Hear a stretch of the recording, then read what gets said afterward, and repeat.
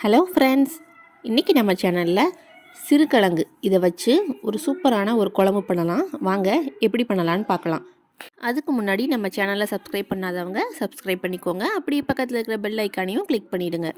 இந்த சிறுகிழங்கு குழம்பு பண்ணுறதுக்கு 10லேருந்து 20 சின்ன வெங்காயம் தோல் உரித்து இந்த மாதிரி நீளவாக்கில் கட் பண்ணி எடுத்துக்கோங்க. ஒரு பெரிய சைஸ் தக்காளி, பெரிய சைஸ் இல்லாட்டி 2 சின்ன தக்காளி, சிறுகிழங்கை இந்த மாதிரி தோல் சீவிட்டு எடுத்து வச்சுக்கலாம். இப்போது ஒரு மிக்ஸி ஜார் எடுத்துக்கோங்க.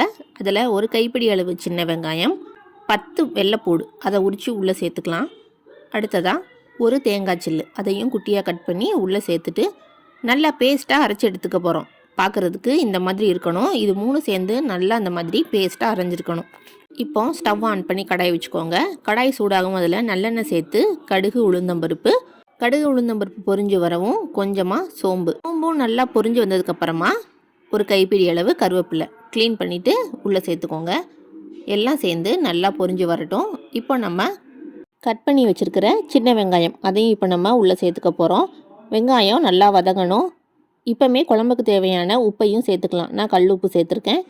தேவையான அளவு உப்பு சேர்த்துட்டு வெங்காயத்தோடு நல்லா மிக்ஸ் பண்ணி விட்டுக்கோங்க.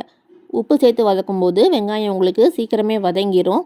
இப்போ நம்ம கட் பண்ணி வச்சுருக்கிற தக்காளியும் உள்ளே சேர்த்துக்கலாம். வெங்காயம் தக்காளி ஓரளவு பரட்டி விட்டுட்டு நம்ம தோல் நீக்கி வச்சுருக்கோம் இல்லையா அந்த சிறுகிழங்கு, அதை இப்போது இந்த மாதிரி குட்டி குட்டி பீசஸாக கட் பண்ணி உள்ளே சேர்த்துக்கலாம். எல்லாத்தையும் சேர்த்து ஒரு வாட்டி நல்லா மிக்ஸ் பண்ணி விட்டுக்கோங்க.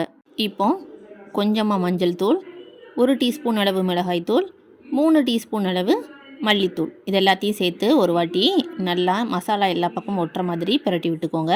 ஸ்டவ்வை சிம்லேயே வச்சுக்கோங்க, இல்லாட்டி மசாலா கரிஞ்சிரும். இப்போ நம்ம மிக்சியில் அரைச்சி வச்சுருக்கோம் இல்லையா அந்த பேஸ்ட்டு, தேங்காய் பேஸ்ட்டு, அதை உள்ளே சேர்த்துக்கலாம்.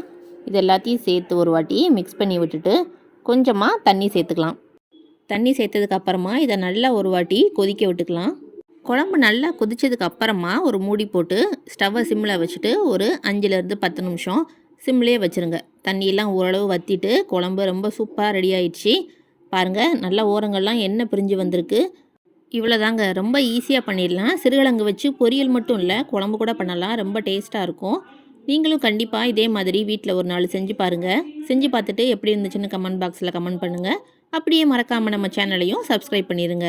பக்கத்தில் இருக்கிற பெல் ஐக்கானையும் கிளிக் பண்ணிடுங்க. தேங்க்யூ.